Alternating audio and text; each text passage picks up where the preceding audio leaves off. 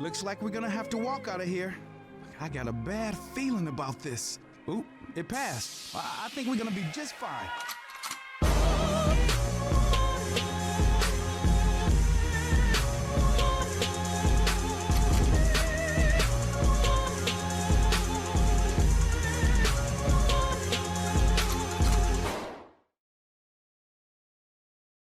Alright, I'm about to say a sentence that's kind of scary. Left 4 Dead 2 is over a decade old at this point, and even though Valve has done a fantastic job of making Left 4 Dead 2 just honestly the most content-filled game ever, I mean, they've updated this game and added so much to Left 4 Dead 2 over the years, it's insane. Ugh, I hate stairs. Oh my god, you hate stuff too? The community has also done the exact same thing. I mean, they've bent over backwards to create amazing content for Left 4 Dead, from maps to custom skins, both for characters and guns, all of which have been unofficial for quite a while. Well, until recently.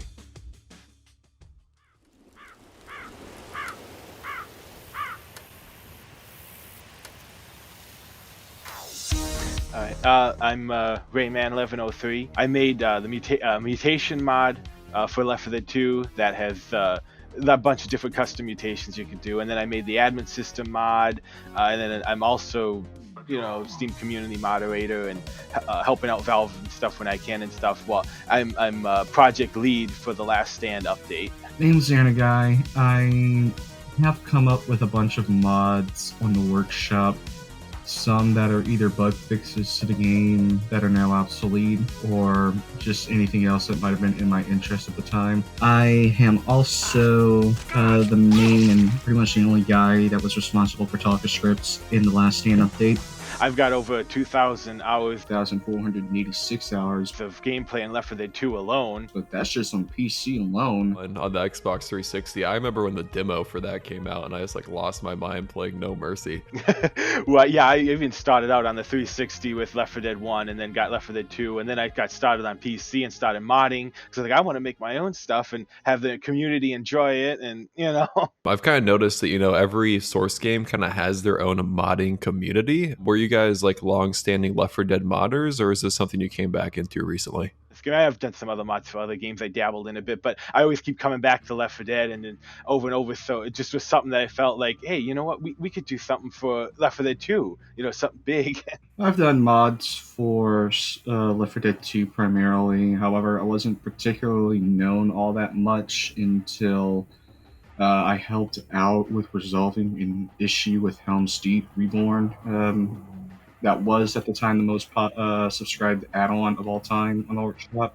That's brilliant. So going into that with this update, you guys have been Left 4 Dead modders for a long time then. I would kind of like, and I think this would be a better question for you, Rayman, if you can kind of give me the chronological steps that took place here to where we finally ended up with this update in the official version of Left 4 Dead. Or was it the campaign first? Did you guys always know it was going to be this full project to tweak everything in the game? I'm really curious. All right. Well, let's see. Take you back to about, I think it was around October of last year. So about October 2019, I approached Kerry Davis, who's a programmer at Valve, and him and I, communicate once in a while. I report issues with him and so forth, and send him some file fixes and whatever. But anyway, I thought of, well, what if we do an anniversary update for Left 4 Dead 2. So this originally started, it was going to be a 10th anniversary update for Left 4 Dead 2. I was going to just work on porting the missing survival maps over from Left 4 Dead 1 that were missing in Left 4 Dead 2. So it was going to start with something simple.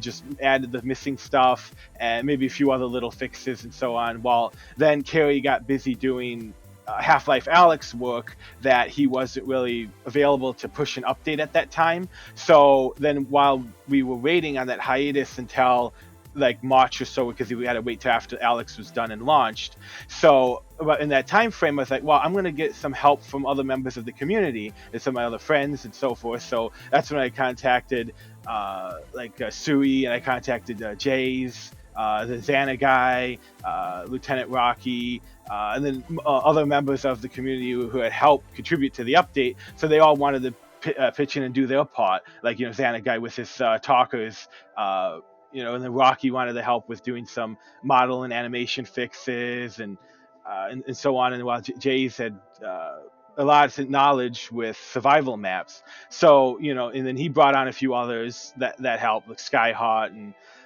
Scout, and they all helped to contribute towards shaping it. So then with the extra time we had, we were able to polish the survival maps and get rid of a lot of exploitable areas in them, change item placements, balance the maps a bit. And then so doing over the course of that development, I pitched an idea to Carrie. At first I was like, well, why not we put a one map campaign for The Last Stand, because it was only going to be the Lighthouse survival map. So I said, why don't we just do a one map campaign? And he was like, oh, I think that sounds like a good idea. So I started to fiddle with that, and then NF was around, and I asked him, I said, well, about the map, and he's like, I think we could probably do a campaign, like make it at least a 2-map campaign. So that'd be cool. Yeah, we could do that, because we never actually had an official deadline for the update. A couple times we did, and then it got pushed, like, well, let's delay it a bit. So it overall added more quality. So then over time it came to be, okay, now we got a 2-map campaign for The Last Stand, so it has 2 survival maps. And then we got, okay, now we're going to be doing PvP fixes and stuff for versus mode. And then first we started small, and then we just grew larger and larger over time. I thought you were going to say that you started with the campaign and then like you're just applying all these other changes and you're like, oh no, we can make the ultimate update. But no, it was like the other way around. You were making all these like tiny updates and then you're like, we could make a campaign for Lighthouse. Yeah, exactly. That's pretty much how it went. Yes. Yeah, it started out simply as just a bunch of, or not really just a bunch of survival maps, but like just filling in the missing survival maps that were in Left 4 Dead 1 but not in Left 4 Dead 2 as part of a 10-year anniversary update. And then it just snowballed into something much greater. Have you guys as a team discussed doing something just as a project without Valve? We've kind of discussed things internally amongst the team, about some ideas that we may want to do or whatever. But overall, it might be either something that we'd hope to add for Left 4 Dead 2 or just something else. It just kind of takes time. We just kind of tossed ideas around, nothing concrete yet. Would you guys prefer to do something that's like more like strictly like within the Left 4 Dead universe, or get kind of wacky with it? Because I really like how the Last Stand seems to be canon. Oh yeah, we'd probably try to keep it more like within the Left 4 Dead universe. I would say, keeping everything more canon if possible. Yes, things like this, they seem to fit best when officially implemented, and other things are just probably better off as mods, the more wacky stuff. Valve saw this update as a huge success, so our likelihood of doing more stuff like this in the future, I like my odds right now. Again, this is more of just a subjective take from you guys, but the mini campaign format. So you said, Rayman, that initially it was just going to be one map. Maybe a little bit of lead into the lighthouse itself, but you get to the lighthouse. Are you happy with the 2 map? Are you happy where that ended up at? Do you like Crash Course? Or my favorite length, for example, is the passing. I think the 3 map, I think that's a really nice middle ground between the 2. Mm-hmm, true. Two maps good. I like the 2 map. Plus, you're going by the time that we had and everything, and it's like, well, we were able to do a 2 map, and believe like NF and Roku, they all worked hard on it, and to get everything together. And it was like, I think for what the time we had, a 2 map campaign worked out. Each campaign has their own place, and since Crash Course is the only 2 map campaign, it makes sense that we get a second 2 map campaign. Some people might prefer the smaller runs. They wanted to go play a real quick game, they could just run through those couple maps. It's a good take, and I really love specifically, and I wish NF was here, but hopefully I can talk to him in the future. I really like the crescendo event that happens with all the different generators. Oh yeah, it was. Yeah, I thought that was a cool concept with that. Yeah, get all the generators to trip them and be like, oh, gotta restart this one. Get all 4 of them restarted. Okay, and then pull the lever so the crane could drop the container. It was pretty cool. They did a good job with that. Do you guys think the future of Left 4 Dead is bright? Does this seem to kind of re-energize the Left 4 Dead community in any way? Oh yeah, I'm sure it has. It brought back players that had played in the past, and and they took a break in Left 4 Dead, and it's like, oh well, I'm going to play Left 4 Dead 2 again and check out the Last Stand update, and it brought more life to the game. Definitely, so everybody could enjoy it for even more years to come. And now things are getting a little more interesting. Since the recording of this interview, Turtle Rock Studios has had a more formal unveiling of its Left 4 Dead spiritual successor, Back 4 Blood. And man, it is Left 4 Dead. It's the core of their vision. They want this game to be as exciting to people as Left 4 Dead 3.